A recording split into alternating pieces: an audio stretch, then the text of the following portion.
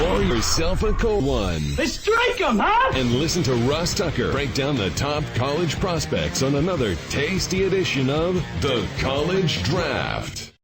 Yeah, it is Daddy Soda time here on the College Draft Podcast. And look at us. We are about a month away, I guess 5 weeks, from the 2022 NFL Draft. And you have come to the right place, whether you're listening via podcast or checking us out on YouTube, youtube.com/Ross Tucker NFL. There is no better podcast to get the breakdown of every player, every position, and get actual unique independent thoughts.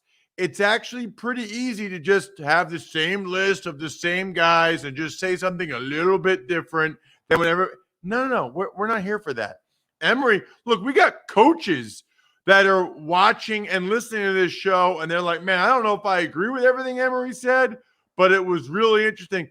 Emory doesn't give a you-know-what. I'm talking about my guy, Emory Hunt, at F-Ball Game Plan on Twitter, Football Game Plan on YouTube, footballgameplan.com/2022 draft guide. You know who else doesn't give a you-know-what? My guy, Matt Waldman, the well-known purveyor. I don't even know. That's not a real word, I don't think. He's the portfolio creator, the rookie scouting portfolio since 2006, by the way. Make sure you check him out on social media at Matt Waldman. And, of course, MattWaldmanRSP.com. He is a longtime friend of the show, was the co-host for a year or so there. And he is, look, he's good at every position. But when I said to Emory, here's how I do it. I go, Emory, who do you want for running backs? He's like, Matt Waldman. Got to get Matt Waldman. So we're talking running backs today. We've got Matt Waldman. Emory thinks he knows a little bit about running backs because he played at Division I level. You know, what does that mean? Who knows? Now, I'm just kidding. We got two running. By the way, speaking of running backs, guys, can we just say something real quick? Nobody wants any of these free agents. Like Melvin Gordon, Leonard Fournette. I saw where Rashad Penny, who balled out at the end of last year, re-signed with the Seahawks for 5.5 or whatever. I mean, look, I don't feel bad for him, but I'll start with you, Matt. It does kind of make me sad. Like, these guys are workhorses since they're 8 years old. It's the most important position when you're growing up, you know, midgets, Pop Warner, high school, even in college. A lot of times it's the most important position for their team. And yet they just don't get rewarded like the other guys do. Yeah, it's kind of like the figurehead position of what the essence of football has always been about, you know, because but at the same time, it's kind of drowned in the background due to, you know, basically looking at the turnover at the position and you know, everything that we see, you know, with the advent of the passing game. But you know, at the same time, when you have a top running back gelling with a great offensive line, it's so hard to beat. But there's so much talent at the position, I would argue, that with that turnover and that talent every year, it's like going into an audition and like Robert De Niro, Al Pacino, and you know, Gary Oldman and everybody, you know, Denzel Washington and, you know, and Idris Elba all in the same room waiting for that same part, you know. And every year there's like another dozen guys coming in who have that kind of potential and ability. And I think that's what drives the price down a little bit more. And people say it's because it's not as important. I just say that when you spread the field and there's not as you're not using them as much, you're still going to have this kind of bottlehead of talent that's going to arrive in every year and just less to use of it. Does it hurt your heart, Emory? Does it bother you? The commentary bothers me more so than anything, because when you don't have a running back, it clearly shows, i.e. the Miami Dolphins. You know, when you need somebody, you're like, damn, we need a running back. Oh, but you spent 17 months talking about the position doesn't matter, but now it's week 9. You're sitting at 8-6, and you can't close out a game because you don't have someone that the defense respects. That's the value of the running back position. It will always have value in my eyes. I think you will have to people have to understand there's a difference between, a Nick Chubb and an Emory Hunt. There's a difference between a Saquon Barkley and a Matt Waldman. There's a difference. Yes, you don't take any running back in the first round, but you take those that can change the game. So I think in today's game, as long as you have the ability to, ring that cash register up from anywhere on the field, also have the ability to make guys miss consistently, those probably now more so than others are valued higher than what we used to see growing up. The guys that were just, in between the tackles, run through a linebacker and run through a safety.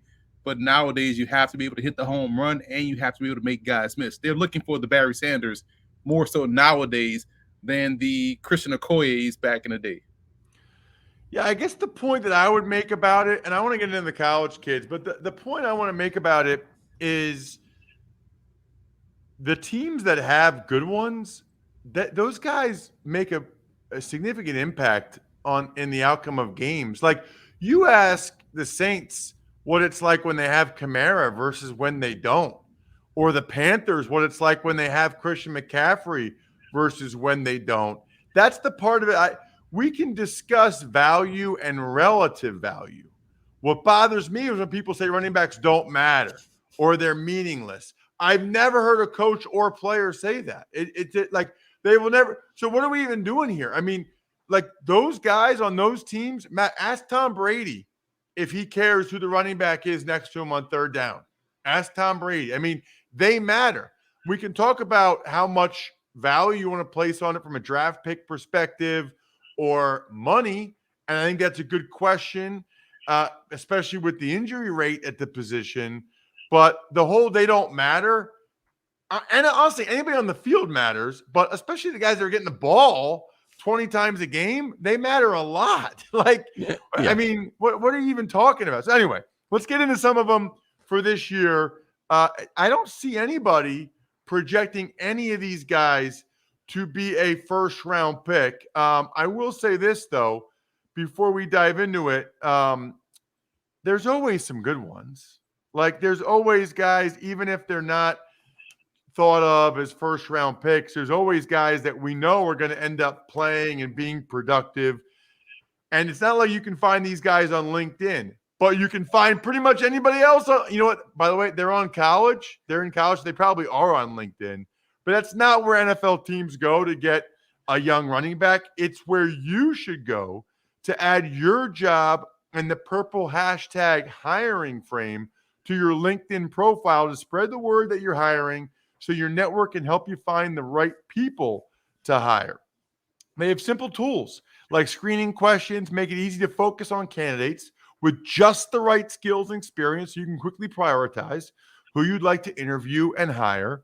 There's a reason why small businesses like Football Game Plan, like Rookie Scouting Portfolio, rate LinkedIn Jobs #1 in delivering quality hires versus leading competitors. LinkedIn Jobs helps you find the candidates you want to talk to faster.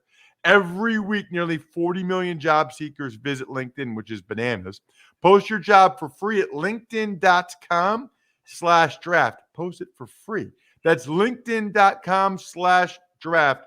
Terms and conditions apply. All right, Emory, I know you're not messing with me. I know this is how you really feel. So let's get to your #1 guy. I know very little about him. Jashaun Corbin from Florida State. You gave him an 82 grade ahead of guys like Spiller and Breece Hall and Zamir White. Tell me about Jashaun Corbin, because I don't know a whole lot about him.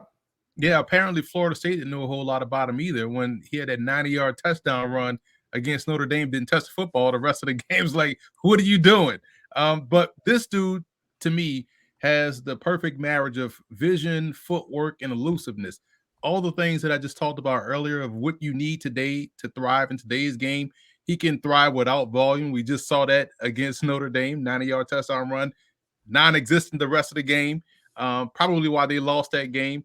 You also look at how he was able to, catch the football out of the backfield. We saw this at the East-West Shrine Bowl when I was out there. But I think from a vision standpoint, footwork standpoint, and being able to be your own blocker because of your elusiveness, this Jashawn Corbin has that in spades. All right, Matt. How do I not even know about that? Like, I don't think he's ranked in the top 5 in any of the consensus guys lists. Do you like him too? Well, we're in different sides of the sphere on this one, but one of the reasons that Jashawn Corbin probably wasn't well known, besides the fact that Florida State's been on some down times, is on top of that he tore the hamstring off the bone during his career and had a surgery. So when you had to make that kind of recovery, and you've missed time, I'm sure that they probably managed him a little bit at sometimes during his career.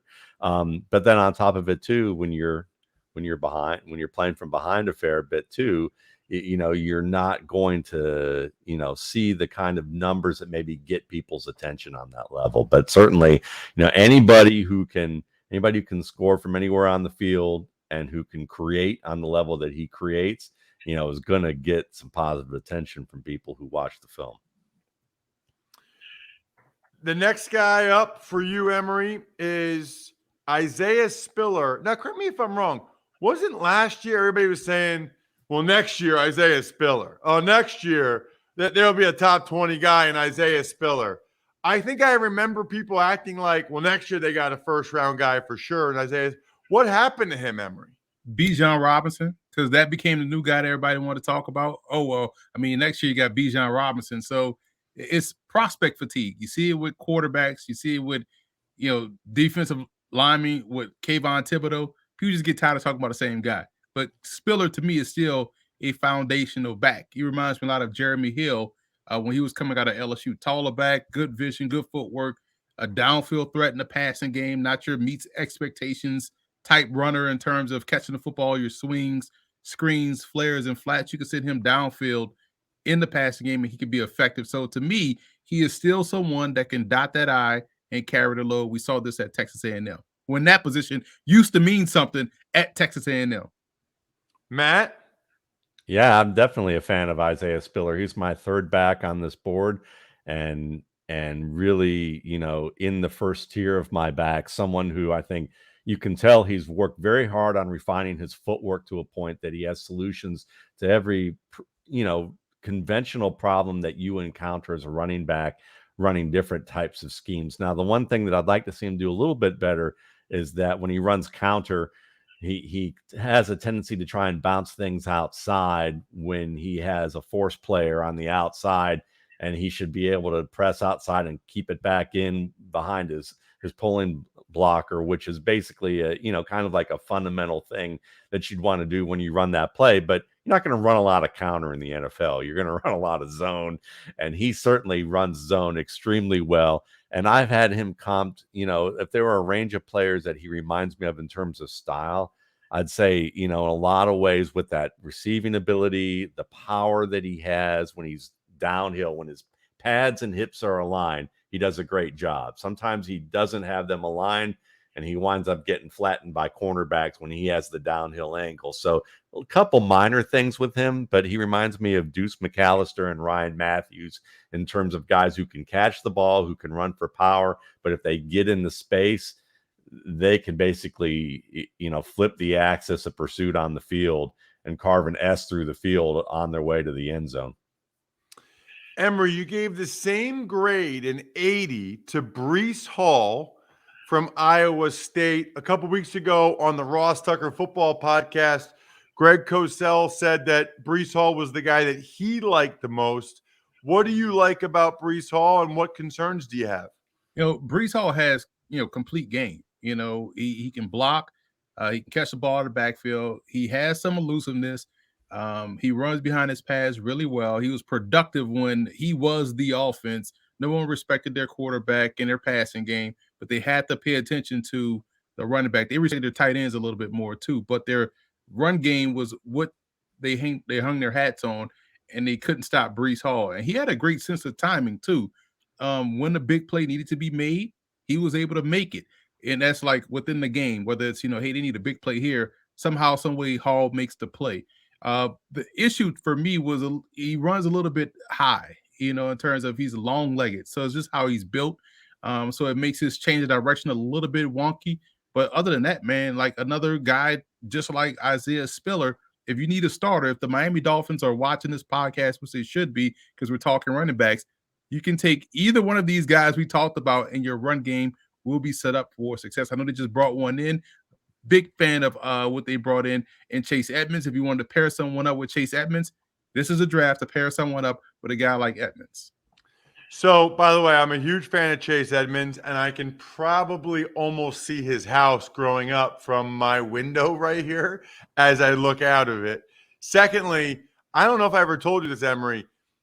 I did a Dolphins game this year, and a member of the Dolphins staff told me that not only do they listen to the show, they transcribe every show, which I thought was unbelievable. And it went back to the Mike Tannenbaum days. Tannenbaum had them transcribe Ross Tucker Football Podcast and the College Draft, which I thought was so cool to think about that. So literally the Dolphins are watching, or at least reading or something, what you just said. Although you've been talking running backs for a while, Emery, they still don't get anybody. So I don't know, maybe they read, but they don't listen. Matt, you said, I think you said that Spiller was your number 3 guy. Is Breece Hall one of the first 2 or no? Oh, he's absolutely my number 1 in this particular case. And he just makes it look easy. Sometimes he kind of makes it look a little too easy. And part of the pad level, sometimes the way he claps onto the ball as a pass catcher, he had a drop against Oklahoma that, in the end of the game where, it was just more of a kind of a minor lapse in technique. And he has some of these minor lapses with things that you would like to see him get better. But the guy can absolutely teleport in a 5-yard space where he's got a defender in front of him unblocked, and he can give a little shake and be past the defender in a way that you wouldn't expect. Kind of Nick Chubb does the same type of thing in terms of being able to just, turn on that burst. And again, good receiver, does everything very well, very smooth at certain times. And then other times he can give you kind of that LaShawn McCoy stop-start kind of shake ability. That's awesome. But upright in a way that maybe even Robert Smith back in the day, the old Vikings runner, Ohio State runner, kind of has that gliding speed, but a little bit upright in the way that he played. But yeah, big fan of Breece Hall and what he can do all around. He's someone that I think he still has upside to his game, because of the fact that there are just smaller details that he can learn. But it's interesting because when you see players that when they sometimes make a mistake in a game, like occasionally if he had a fumble, and you see that they're angry and they run angry, it's interesting because when Breece Hall runs angry and decides he's going to run over somebody or he's not going to go down, he has some plays that remind me a little bit of Adrian Peterson when he decided he wasn't going down. Now, they're different types of players, and Peterson, I think, was a greater talent, but Breece Hall has a little bit of that in his back pocket.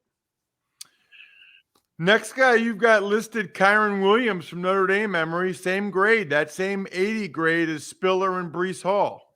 Yeah, and here's one that when you think about what people always want to focus on when they talk about running backs. Oh, how does he pass protect? Well, here's your best pass protector in the draft at that position. Someone that can really butt up and is not afraid to get run over. If that's the case, that's why most backs tend to not want to pass pro. They don't want to get run over. He doesn't care, but he's also stonewalling blitzers at his size, 5'9", 200 pounds. I don't care what he ran at the combine. He plays a little bit faster than that. He's also a little bit more elusive, and he's another one of these guys that has very good vision, footwork, and a lot to like about his game, fitting the pro game moving forward. So to me, he's right up there when you talk about guys that you can really have as your starting tailback at the next level. And his pass pro is what gives him that additional bonus going into this draft. What about Kyren Williams for you, Matt? I think he's like a scat back plus for me, and the fact that I agree with Emery that his pass protection's very good. He can definitely stone people. He's a very good receiver. He's got some route running skill with that stop start ability and ability to layer moves in a quick, efficient way to get downhill.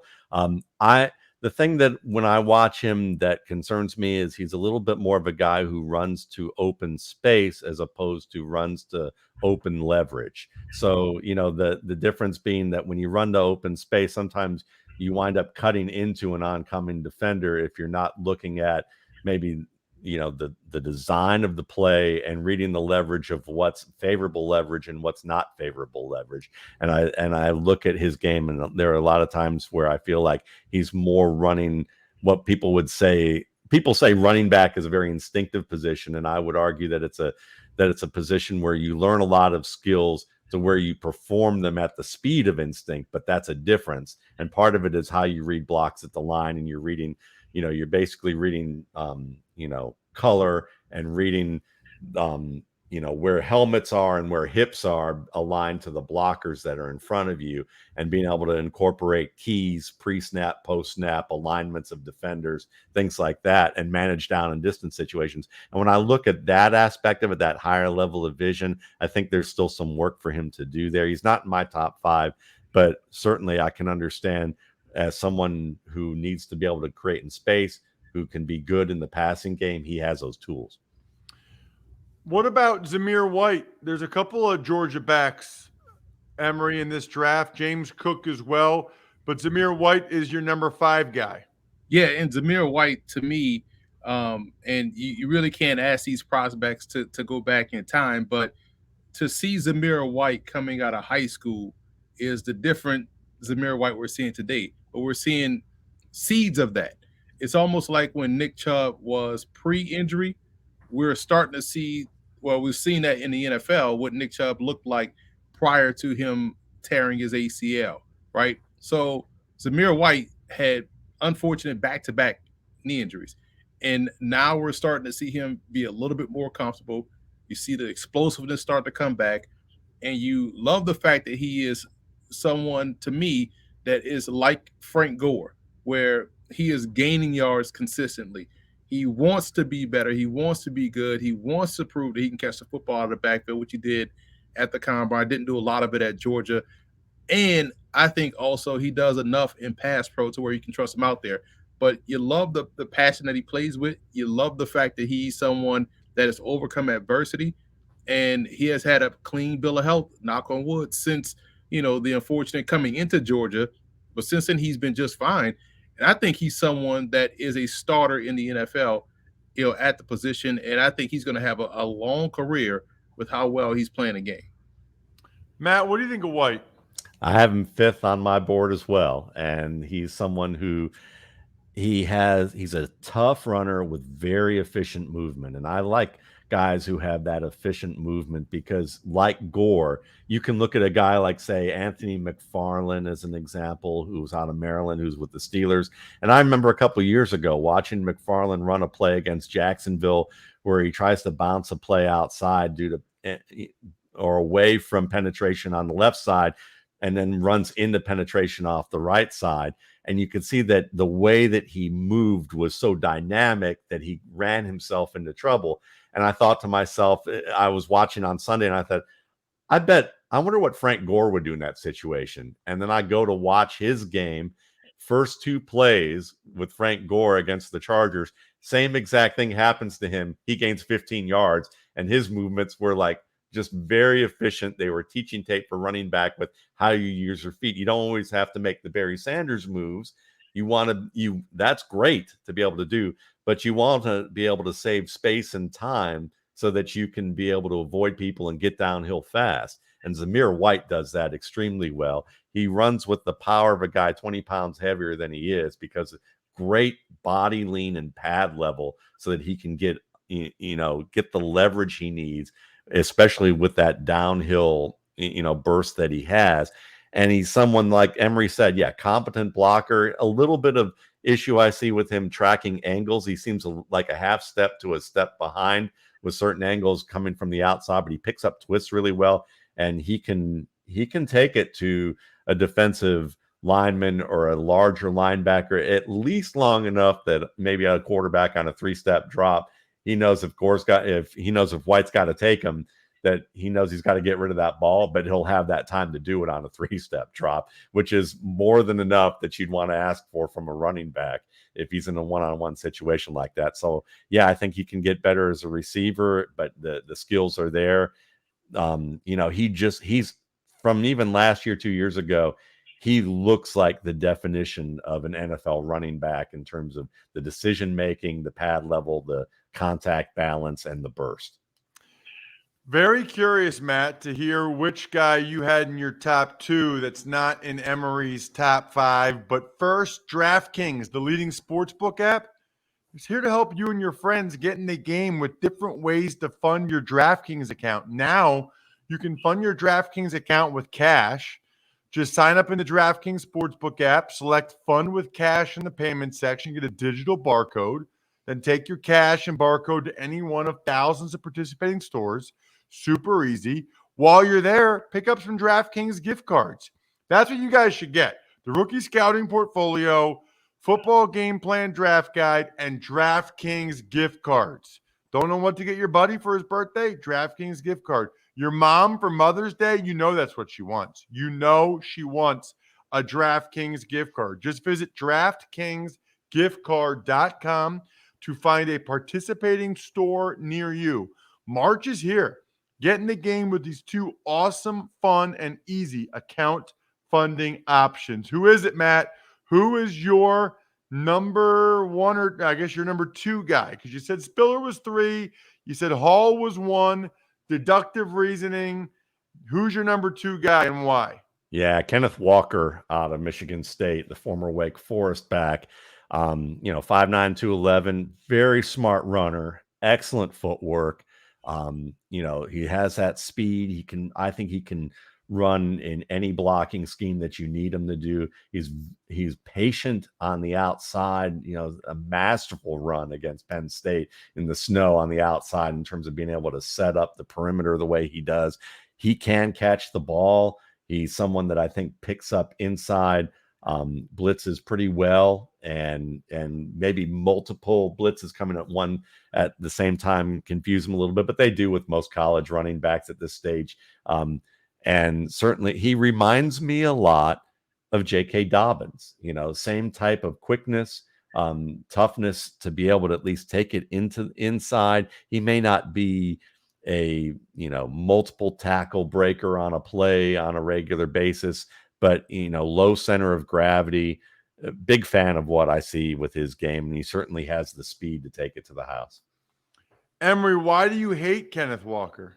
He's my number 10 back. I have him comp to Josh Jacobs. I think his 40 time at the combine is a myth.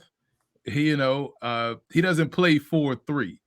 I think he's more of a bursty type than a explosive speed type, and that's why the Josh Jacobs comp was working for me, because and again, having bursts is not a knock, because if you're getting 20 to 30 yard gains in the NFL, that's damn good, right? But I won't expect him to go the distance on a lot of runs. So I think he's a solid back.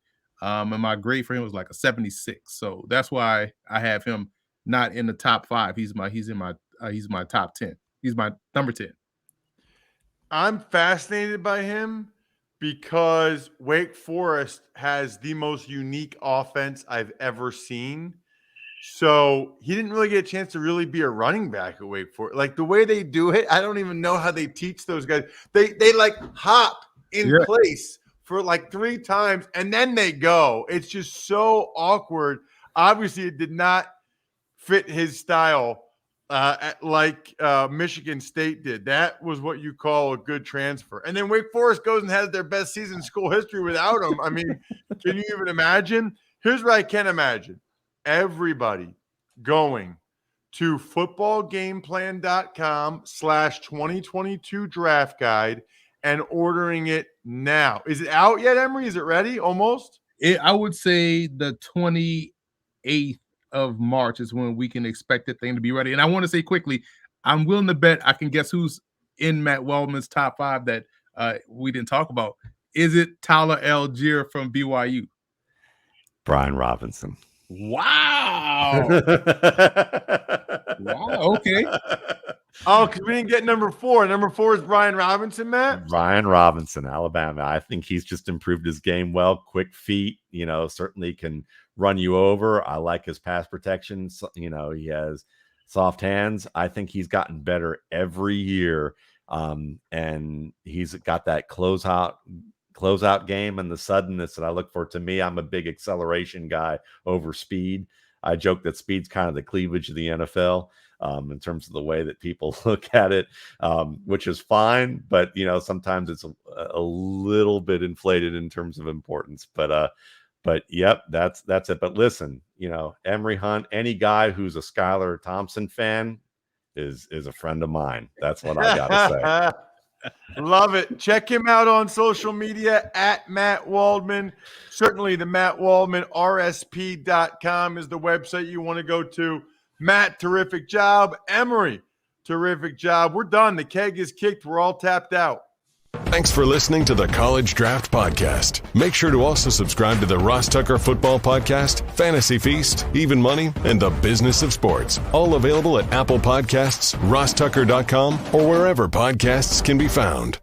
A lot of times on the show, I mentioned DraftKings. Here's what you need to know. You got to be 21 or older, New Jersey, Indiana, or Pennsylvania only. New customers only. Restrictions apply.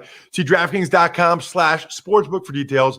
Gambling problem, call 1-800-GAMBLER, or in Indiana, 1-800-9-WITH-IT. By the way, if what I was talking about included a deposit bonus, doesn't always, sometimes it does.